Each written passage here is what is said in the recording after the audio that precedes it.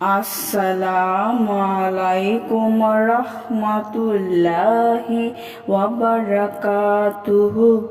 সুপ্রিয় সম্মানিত দর্শক ও শ্রোতা, আশা করি মহান রব্বুল আলামিনের দয়ায় আপনারা সকলেই ভালো আছেন। সুপ্রিয় সম্মানিত দর্শক ও শ্রোতা, আজকে হজরত মুহাম্মদ সাল্লাল্লাহু আলাইহি ওয়াসাল্লামের জীবনী থেকে একটি ঘটনা বর্ণনা করব। ঘটনার শিরোনাম হচ্ছে আয়েশা রাদিয়াল্লাহু তাআলা আনহার বিবাহ। চলুন ঘটনাটি শুরু করা যাক। অবশ্যই অনুরোধ থাকবে ঘটনাটি শেষ পর্যন্ত শোনার। জগৎ মাতা হজরত খাদিজা রাদিয়াল্লাহু তাআলা আনহা পরলোক গমনের পর হজরতের সংসার বন্ধন এক প্রকার ছিন্ন হয়ে গিয়েছিল। তার গৃহে অন্য কোনো স্ত্রীলোক না থাকায় সাংসারিক সকল কার্যের বিশৃঙ্খলা উপস্থিত হয়েছিল। তিনি সর্বদা ধর্মচিন্তায় নিমগ্ন থাকতেন বলে রান্না কার্য প্রায় নির্বাহ হতো না। কোনো দিন একেবারে অনশনে কাটত।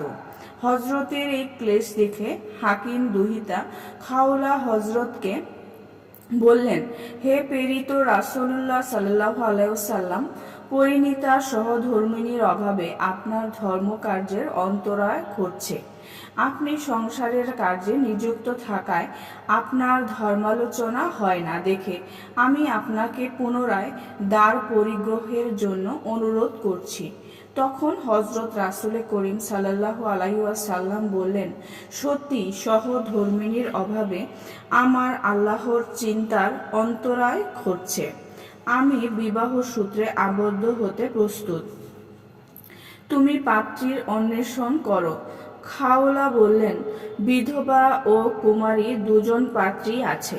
প্রথমত কুমারী হিসেবে হজরত আবু বকর রাদিয়াল্লাহু তাআলা আনহু এর কন্যা বিবি আয়েশা এবং অন্যজন ইসলাম ধর্মাবলম্বী আমার দুহিতা, তিনি বিধবা।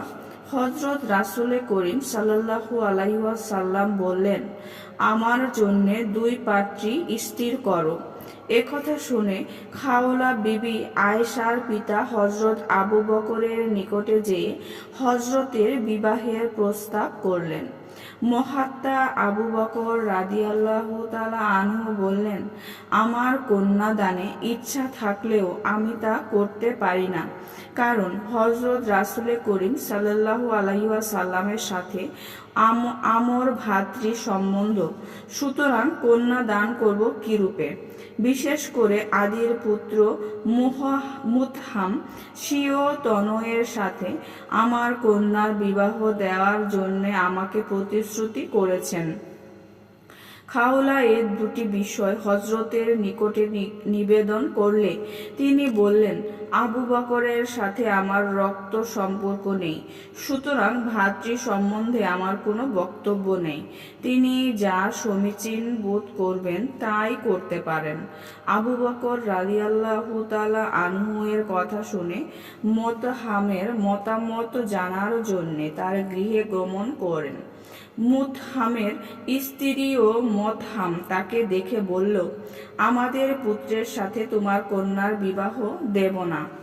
তুমি দুর্ভিসন্ধি সাধনের জন্য এই বিবাহের প্রস্তাব করেছ। তোমার ইচ্ছা আমার পুত্রটিকে জামাতা পদে বরণ করে পরে তাকে মুসলমান ধর্মে দীক্ষা দান করবে। আমরা জীবিত থাকতে তোমার এই দুর্ভিসন্ধি পূর্ণ হবে না। তুমি আমাদের আলোয় পরিত্যাগ করো। তাদের একথা শুনে আবু বকর রাদিয়াল্লাহু তাআলা আনহু হজরতের সাথে স্বীয় দুহিতা আয়েশার বিবাহ দেন। তখন বালিকা আয়েশার বয়স 6 বছর মাত্র। নবুয়ত লাভের 10ম বছরের শাওয়াল মাসে এই বিবাহ কার্য সমাধা হয়েছিল এবং মদিনা শরীফে গমনের প্রথম বছরে আয়েশাকে গৃহে নেওয়া হয়েছিল। সুপ্রিয় সম্মানিত দর্শক শ্রোতা, আজকের ঘটনাটি এই পর্যন্তই। ঘটনাটি যদি ভালো লেগে থাকে অবশ্যই চ্যানেলটি সাবস্ক্রাইব করবেন, লাইক করবেন, কমেন্ট করবেন এবং বেশি বেশি শেয়ার করে দিবেন। সবাই ভালো থাকবেন। আল্লাহ হাফেজ।